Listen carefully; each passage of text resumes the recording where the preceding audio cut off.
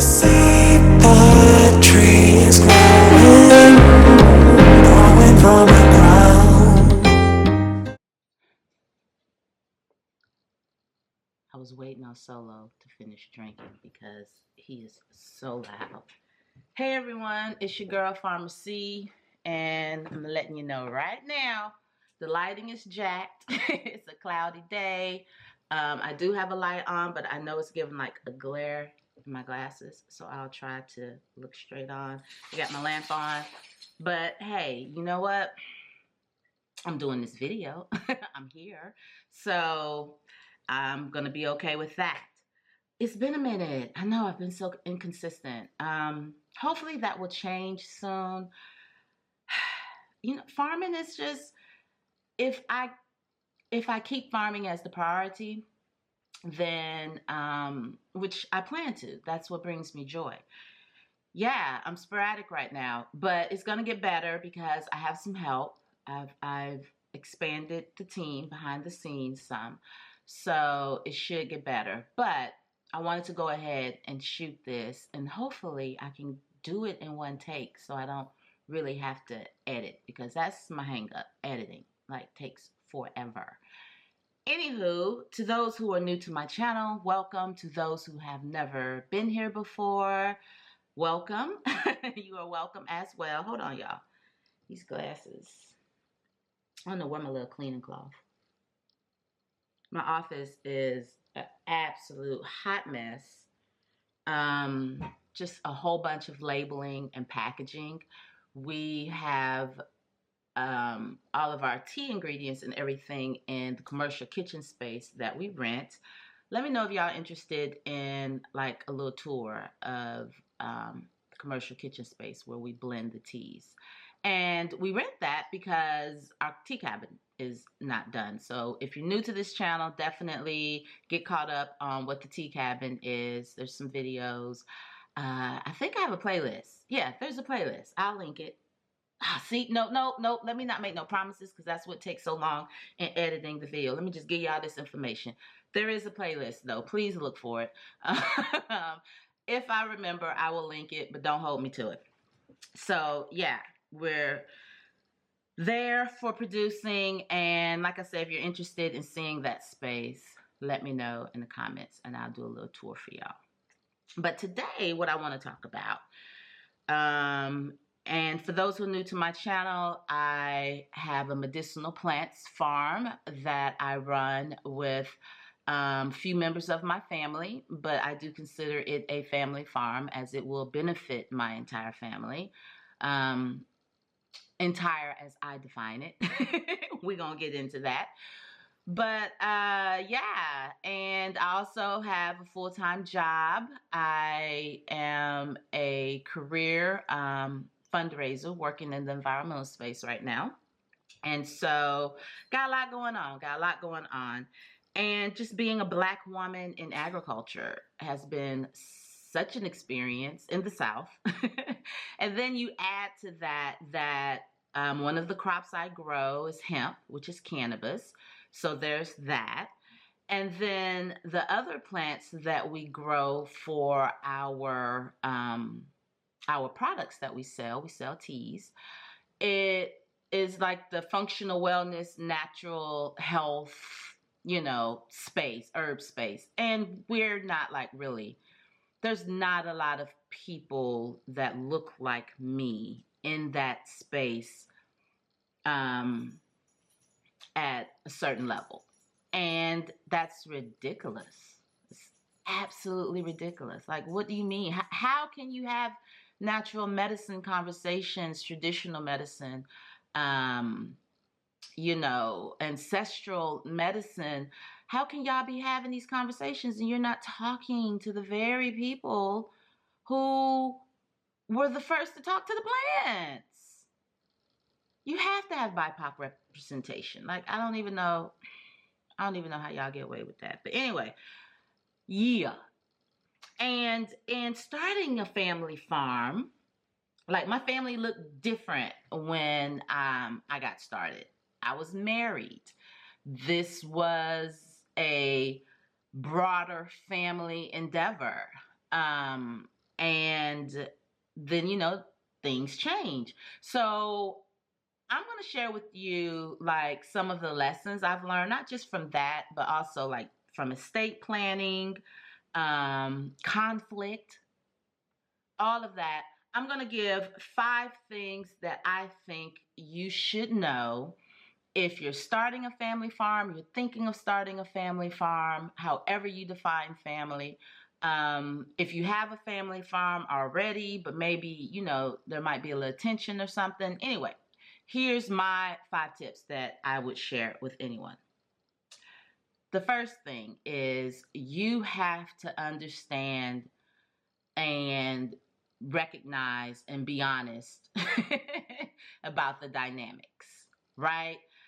Family dynamics do not just like the unfavorable ones dissipate when you start something like a family farm. No, it bleeds over into the business.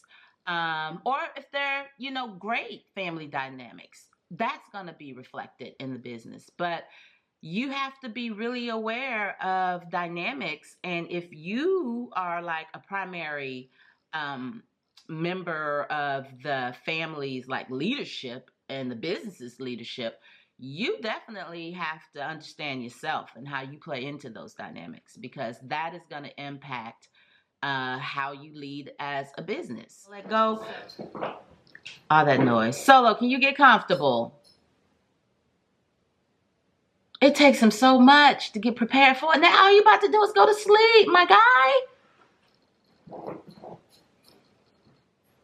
Yeah, those dynamics come into the business. And those are things you have to really be aware of, remedy what you can, be honest and transparent about. Don't try to gloss over things. It's not like a business is going to make those things go away. It's not. If anything, it's going to really bring them to the light. So you need to be clear and understand how the dynamics play into business and especially into leadership. You need to be very clear on roles. I believe you should even have job descriptions. Like everybody needs to have a job description and be clear on the role that they're playing. And some may say that, well, that's too formalized. Well, for me, this is a business. We're a business. And so we conduct ourselves as a business. And my family members know, like, no, this is our standard. This is who we are. We're principle over profits. We're consciousness over capitalism, but we are a business. We're a business. So it is important that we are very clear on our roles. Like we're not going to have power struggles. We're not going to do that. If there's an issue, like we're not disrespectful to each other. We don't do that. It doesn't mean you don't get aggravated. It doesn't mean you don't get irritated. But when it comes to that little nugget of land, we're not. No, we're not. So a big piece of the reason we have that clarification is because very clear on roles. And because we're such a small team, it's only a few roles. The more people playing roles, the more challenging it can be. That's just any situation. Number 3 is, hold on, y'all, let me get a swig of water. It's a lot of talking.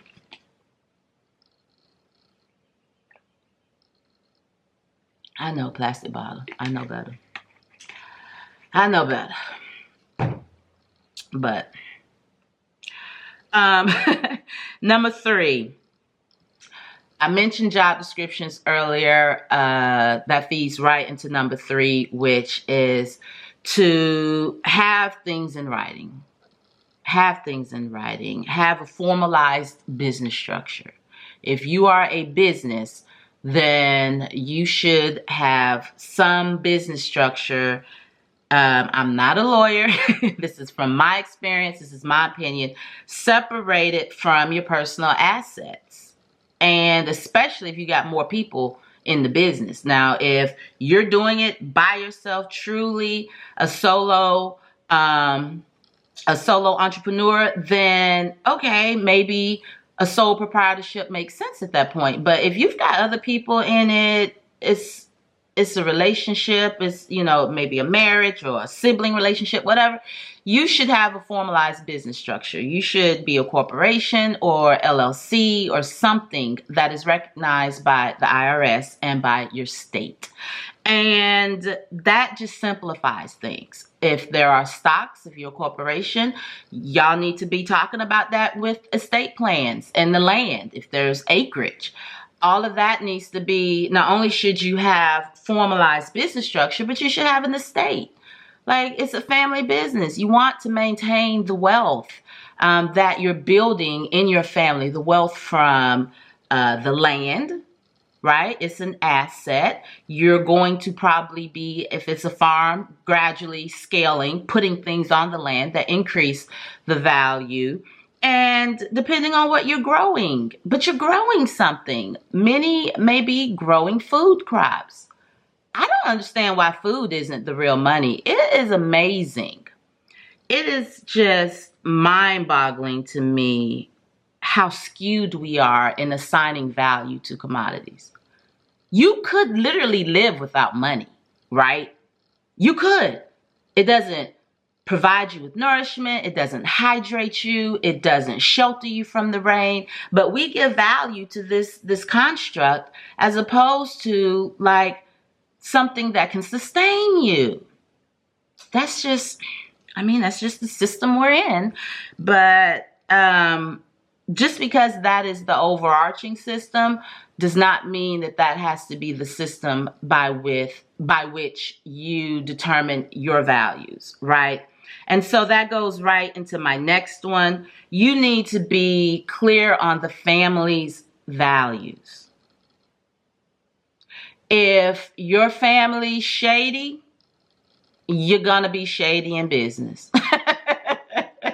That's just how it works. There's no need in going out here lying to folks talking about we're going to be honest and transparent with our customers. You're not honest and transparent with your own people, with your family.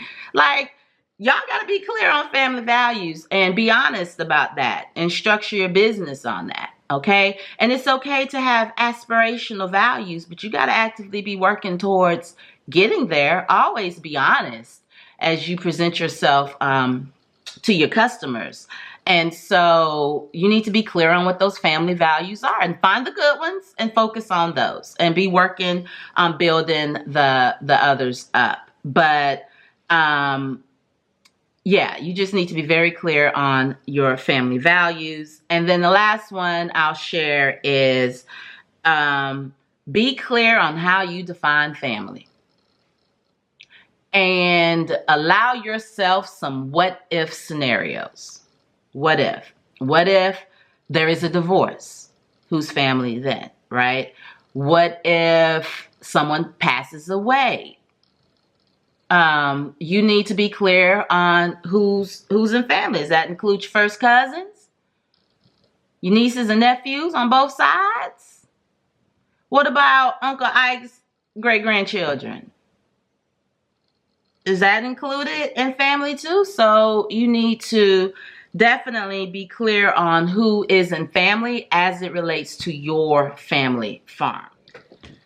Yeah, that's all I've got for today's video. I hope you found this helpful and of some value. If there's some other topics you want me to discuss, then let me know down below. I was thinking about, I recently applied for another federal grant. It's called the VAPG, Value Add Producer Grant. It's USDA. And I thought about discussing that one. If you're interested, let me know down below. And thank y'all for watching. Hopefully, you know, subscribe and all of that good stuff. I'm not necessarily like one of those channels that's teaching you how to grow. Like, I share stuff with you, but that's not like I'm not going to tell you how to make your tomatoes abundant, probably. But I do talk about positioning your farm as a business and branding and marketing and